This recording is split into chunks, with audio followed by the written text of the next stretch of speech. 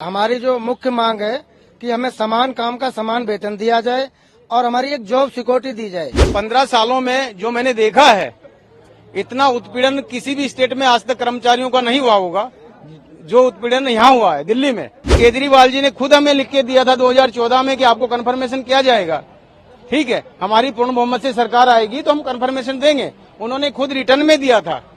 Return में देने के बावजूद भी हमारा आज तक कुछ सोल्यूशन नहीं निकला। 712 रुपए हमें देके एहसान कर रहे हैं और हमें नौकरी छोड़ने की धमकी, हमारे पे एस्मा लगाने की धमकी, ये ऊपर से और दे रहे हैं। आप लोगों को शर्म आनी चाहिए, डूब के मर जाओ। जो तुमने अपने मंत्रियों की वेतन तो इतना लाखों में बढ़ा लिया रातों रात, और हम लोगों को 712 रुपए देने में तुम लोग पीछे हट रहे हो। तुम्हें शर्म आनी चाहिए। हमारी मूल जो मांगे हैं, समान काम समान वेतन, 60 साल की जो हमारी जॉब सिक्योरिटी है वो हमें दे दी जाए। हमारी नारी शक्ति, हमारे सभी कॉन्ट्रैक्ट कर्मचारी यहाँ पे खिट्टे हुए हैं और हम इन चीजों को लेके ही रहेंगे जब तक यहाँ से नहीं हटेंगे। नारी शक्ति, मातृशक्ति, नारी शक्ति, इंकलाब, इंकलाब। बेहद गंभीर हवाओं के बीच दिल्ली सरकार बेशक लोगों से अपील कर रही है कि वह सार्वजनिक परिवहन सेवा का उपयोग करें, लेकिन सोमवार को मुसाफिरों को यह सहारा भी नसीब नहीं हुआ। डीटीसी के संविदा कर्मचारियों की हड़ताल से धूध के बीच यात्री बसों का इंतजार करते दिखे, तो ही आज भी यही आलम बना हुआ है। डीटीसी व क्लस्टर बसों के बेड़े का करीब 50% सड़क पर न आने से यात्रियों को भारी परेशानी हो रही है। मौजूदा समय में डीटीसी में 28,000 के करीब संविदा कर्मी है।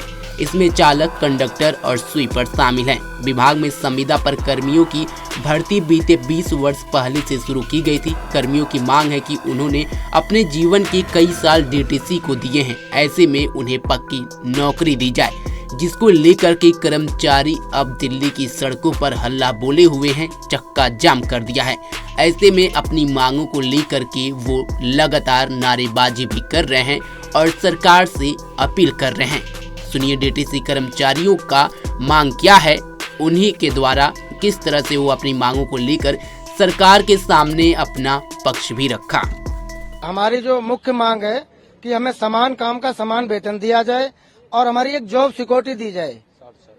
जॉब सिक्योरिटी दी जाए कि हमारी इतने साल तक नौकरी रहेगी, क्योंकि जिस काम को हम कर रहे हैं हमें मिल रहा है केवल ओनली 712 रुपए का पर डे का वेतन है। उसी काम को एक परमानेंट कर्मचारी करता है, उसी काम को उसको 70 से 80 हजार रुपए तनख्वाह मिलती है, जबकि हम काम पूरा करते हैं। 14 साल से नौकरी कर रहा हूँ, हम लोगों का इतनी तनख्वाह में, इतने वेतन में गुजारा नहीं हो रहा है।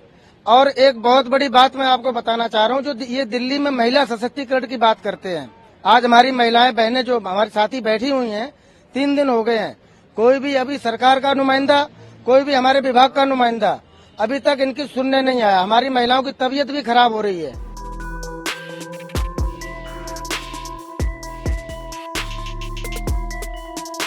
देखो, हमारी मांगे, हमें 10 से 12 साल हो गई इस विभाग में कॉन्ट्रैक्ट पे नौकरी करते हुए। हमारी मूल जो मांगे हैं, समान काम समान वेतन, 60 साल की जो हमारी जॉब सिक्योरिटी है वो हमें दे दी जाए। हमारी ये मुख्य 2 ही मांगे हैं सरकार से, और निवेदन करते हैं हम सरकार से कि हमारी जो ये 2 मांगे हैं वो 2016 में सुप्रीम कोर्ट ने जजमेंट दे दिया कि सभी कॉन्ट्रैक्ट कर्मचारियों को समान काम समान वेतन दिया जाए, मगर और प्रांतों में ये लागू भी कर दिया, मगर दिल्ली सरकार ने अभी तक दिल्ली में अपने कॉन्ट्रैक्ट कर्मचारियों के लिए इस चीज को लागू नहीं किया। इस बेस पर हमारी नारी शक्ति, हमारे सभी कॉन्ट्रैक्ट कर्मचारी यहाँ पे खिट्टे हुए हैं और हम इन चीजों को लेके ही रहेंगे जब तक यहाँ से नहीं हटेंगे।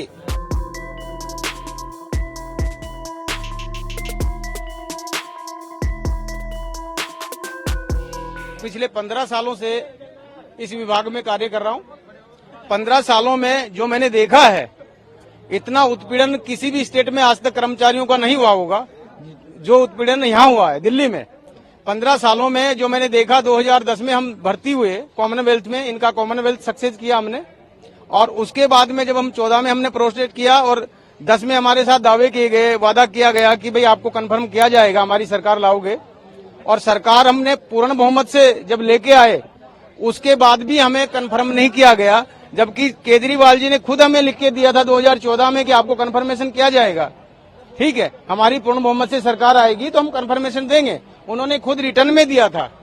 रिटर्न में देने के बावजूद भी हमारा आज तक कुछ सोल्यूशन नहीं निकला। उसके बाद 2018 में सौरभ भारद्वाज जी ने खुद लिख के दिया, हमें सौरभ भारद्वाज जी ने खुद लिख के दिया था कि आपका कंफर्मेशन हम करेंगे, लेकिन कंफर्मेशन तो दूर की बात है, हमें समान काम का समान वेतन भी आज तक नहीं मिला, जो कि बहुत ही अफसोस और दयनीय स्थिति में कह सकते हो कि हमारे साथ जो बीत रहा है। 712 रुपए की नौकरी में किसी के बच्चों का गुजारा कैसे हो सकता है, ये आप अच्छी तरह से जानते हैं। वो भी राजधानी दिल्ली में रह के, कोई गांव में नहीं रह रहे, हम राजधानी में रह रहे हैं।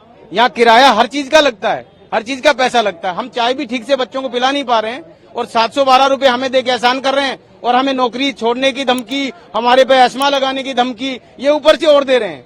आप लोगों को शर्म आनी चाहिए, डूब के मर जाओ। जो तुमने अपने मंत्रियों की वेतन तो इतना लाखों में बढ़ा लिया रातों रात, और हम लोगों को 712 रुपए देने में तुम लोग पीछे हट रहे हो, तुम्हें शर्म आनी चाहिए। और हमें जो अब पक्के होने की मांग जो लेकर हमने बैठना चाहिए था, हम पक्के होने की मांग नहीं ले रहे हैं, आपसे उम्मीद भी नहीं कर रहे कि आप पक्का करेंगे हमें, क्योंकि आप में इतनी गैरत नहीं कि हमें पक्का करेंगे। आप हमें सिर्फ समान काम का समान वेतन दे दीजिए, हमारे 4 जो रेस्ट बनते हैं उनका मेहनताना दे दीजिए, हमारा टीएडीए और मेडिकल स्कीम, मेडिकल जो फैसिलिटीज है वो दे दीजिए। हमारा ईएसआई का पैसा भी इन्होंने देने से इनकार कर दिया, 10 रुपए हमारी बढ़ोतरी करके, और हमारा ईएसआई का फैसिलिटी भी बंद करवा दिया। अब ये समझिए कि हमारे पास सिर्फ रोड पे गाड़ी 712 रुपए में चला सकते हैं, उसके अलावा हमारे पास कोई सुविधाएं नहीं है। न हम बच्चों को कोई सुविधा मेडिकल की दिलवा सकते हैं, न कोई ट्रीटमेंट करवा सकते हैं। ठीक है, और ये जो बहनें बैठी हुई है यहाँ पे प्रोटेस्ट, 3 दिन से बैठी हुई है, लेकिन दिल्ली सरकार का कोई नुमाइंदा या कोई अधिकारी, कोई नेता आज तक 3 दिन में आके इनका कोई संज्ञान नहीं लिया कि किस हालत में लड़कियां बैठी हुई हैं रात को 12 बजे। वैसे तो आप लड़कियों के लिए मार्शल आपने नियुक्त कर रखे हैं, ठीक है, लेकिन इनकी सेफ्टी का कोई आप पे जिम्मा नहीं है। ये लड़कियां बैठी हुई हैं, ये किसी की बहन बेटी नहीं है, ये राजनीति हो रहा है, ये सबसे गंदी राजनीति हो रही है। और इनका जो ये इस्तीफा देने का जो कारण था, ये दबाव का कारण है। अगर वो चाहते तो हमारे लिए अच्छा करके जा सकते थे, उनको इस्तीफा देना था बाद में दे देते, हमारे लिए कुछ करके जा सकते थे, लेकिन ये सब इनकी राजनीति है। बस मैं इतना ही कहना चाहता हूँ दिल्ली सरकार से, हमारा कंफर्मेशन किया जाए। हम सब लोग ड्यूटी करने को तैयार हैं, हम सब लोग शांति प्रिय लोग हैं, हमारा कोई तोड़फोड़ का कोई मतलब नहीं है।